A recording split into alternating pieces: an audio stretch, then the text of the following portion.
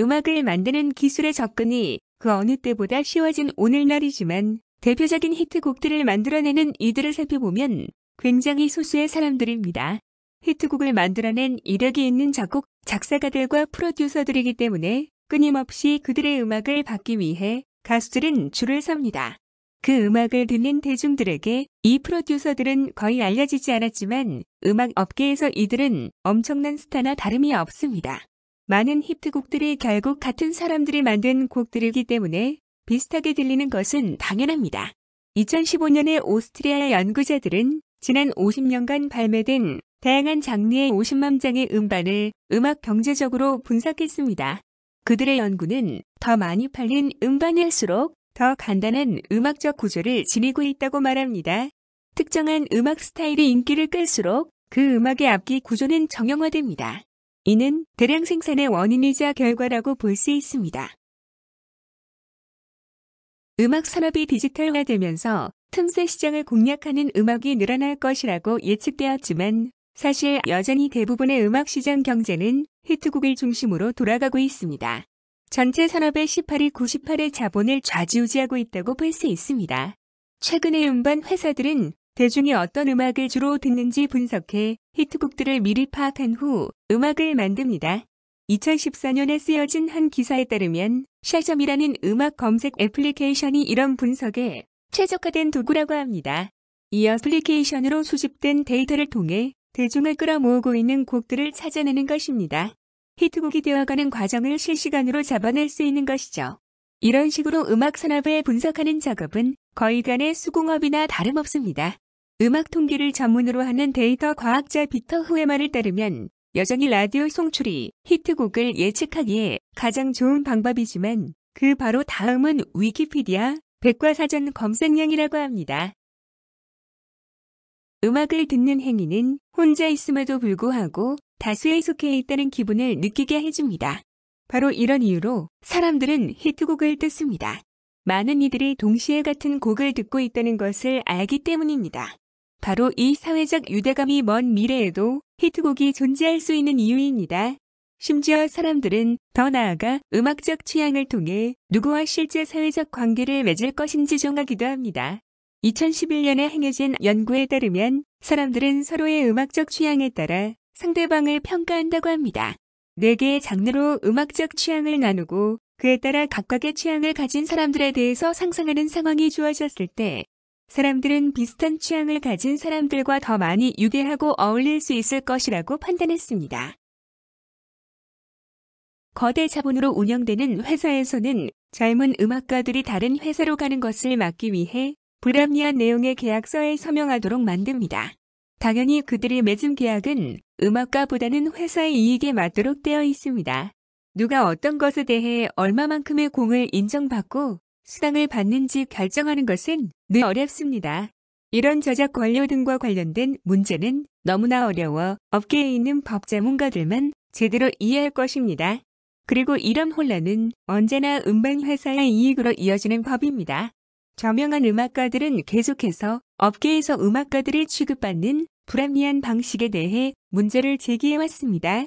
2012년에 가수 겸 작곡가인 제임스 테일러는 그가 과거에 소속되어 있던 회사인 워너브라더스를 소송했습니다.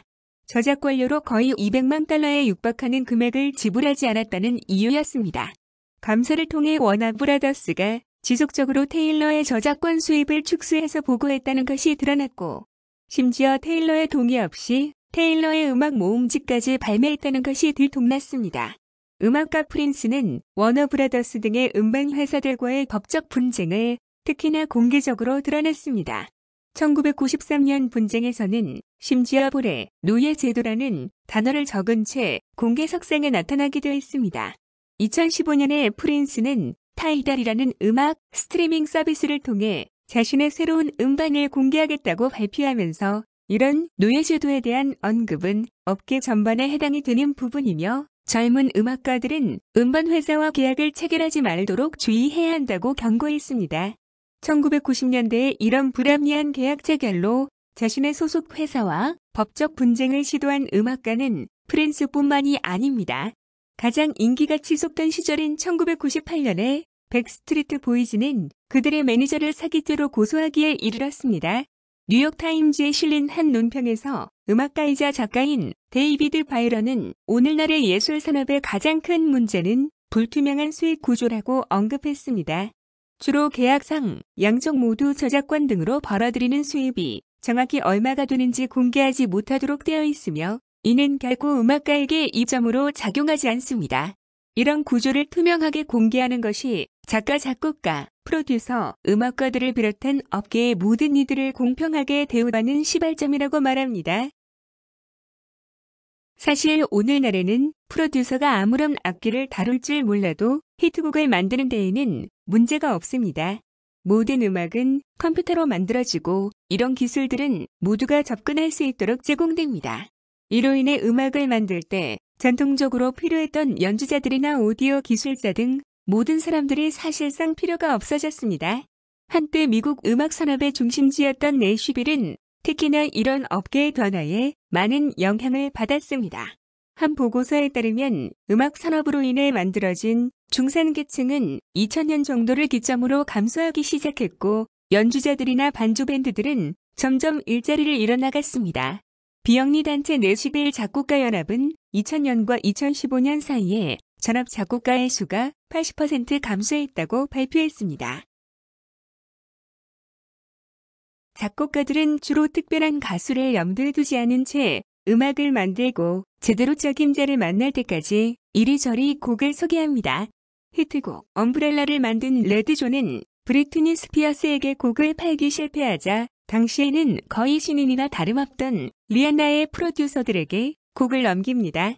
가수들이 직접 곡을 쓰지 않았더라도 직접 곡을 만든 것처럼 포장하는 것이 대중의 눈에 더 좋아 보인다고도 합니다. 몇몇 가수들은 작사, 작곡의 이름을 올리는 것을 조건으로 곡 작업을 하기도 합니다. 실제로 작업한 것보다 훨씬 더 많은 공을 가로채기도 하지요. 이런 국면은 딱히 새로운 것이 아닙니다. 수십 년간 가수들은 작업하지도 않은 부분에 대해 저작권을 챙겨왔습니다. 예를 들어 엘비스 프레슬리는 히트곡 하트브레이크 호텔과 올 슈퍼업의 저작권에 이름을 올렸지만 가사 한 줄 작성하지 않았습니다. 프리슬리의 매니저는 그가 발매하는 모든 곡의 저작권료의 3분의 1을 받아갈 수 있도록 회사와 계약을 체결한 것입니다. 1960년대부터 프로듀서의 역할은 기술적인 것에서 발전해 음악가와 거의 대등한, 심지어 더 중요한 역할을 차지하게 되었습니다. 오늘날의 음악은 전문적인 분야를 다루는 개개인의 합작으로 만들어지게 되고 이들 모두를 체계적으로 조직하는 것이 프로듀서의 역할이자 권력입니다. 데이비드 바이런이 쓴 책 How Music Works는 프로듀서들이 음악 제작 과정을 사실상 해체했다고 말합니다. 1960년대까지 밴드가 함께 녹음실에서 음악을 녹음하는 것이 통상적이었다면 1970년대에는 이런 방식이 극히 희귀해졌습니다. 대신 프로듀서들이 각각의 밴드 구성원을 따로 녹음하고 이를 자신의 입맛에 맞게 다시 재구성하는 방식으로 바뀌었습니다. 이런 방식에서 프로듀서들의 입김이 음악가들보다 훨씬 강해질 수밖에 없었습니다. 음악가와 프로듀서의 경계가 모호해졌고 대중의 귀에서는 음악을 음악가가 만들었는지 프로듀서가 만들었는지 구분할 수 없게 되었습니다. 음악 파일 공유 서비스인 랩스터가 1999년에 등장한 이후로 음반 판매량은 지속적으로 줄어왔습니다. 음반 회사와 음악가들은 각각의 곡들을 아이튠스에서 팔거나 스포티파이와 같은 스트리밍 서비스에서 저작권료를 받으며 수익을 메꿀 수 있었지만 이전의 음반 판매 수익에 미치지는 못했습니다. 결과적으로 가수들은 계속해서 투어에 나설 수밖에 없었습니다. 당연히 이들에게 투어는 경제적인 선택입니다. 그들의 저작권으로 전체 음원 판매의 10%만 받을 수 있지만 콘서트 수익은 90%를 받을 수 있기 때문이죠. 하지만 투어는 매우 힘든 과정입니다. 가수들은 예전 곡들로 콘서트를 하는 도중에 새로운 곡을 녹음해야 할 만큼 바쁘게 투어를 다니기도 합니다. 음악가들이 콘서트 수익을 주된 수입원으로 삼자 음악 페스티벌들이 급작스럽게 증가하기 시작했습니다. 2004년에 영국에서 개최된 음악 페스티벌은 총 80건이었지만 11년 후인 2015년에는 그 수가 250건으로 늘어났습니다. 티켓값 또한 올랐음에도 불구하고 역사가 깊고 유명한 페스티벌들은 그 참가자 수가 어느 때보다 많아졌습니다. 음악 페스티벌 산업이 성장하는 것은 분명 음악 산업 전반에 문제를 가져올 수 있습니다. 페스티벌은 유명하고 인기 있는 가수가 참가해야만 티켓을 팔 수 있습니다. 하지만 이미 유명세를 띠고 있는 사람들이 계속해서 페스티벌에 참가하게 된다면 이제 막 이름을 알리기 시작하려는 음악가들이 설 자리는 줄어듭니다.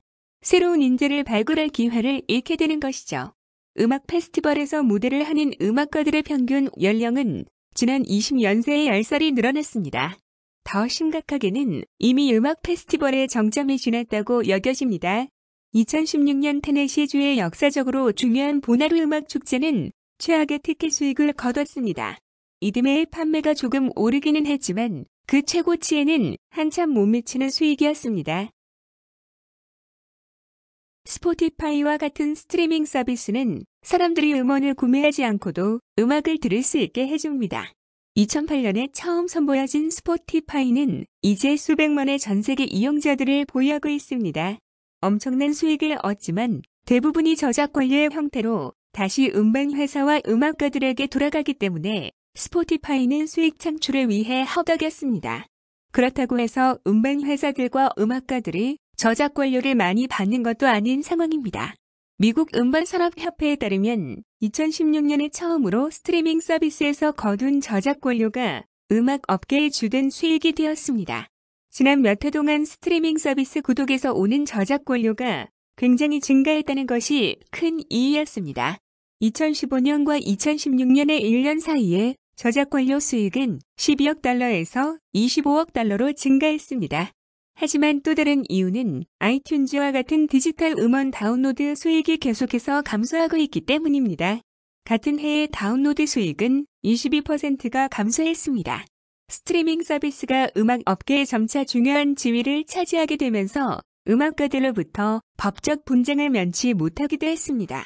2017년에 스포티파이는 여러 작곡가들과의 법적 합의금으로만 4,350만 달러를 지출했습니다. 제대로 된 계약을 체결하기 전에 스트리밍 서비스를 제공했다는 것이 그 이유였습니다. 하지만 불과 몇 개월 후에 또 다른 음반 회사로부터 13억 달러 규모의 소송에 휘말리게 되었습니다. 소송은 지금까지도 진행 중입니다.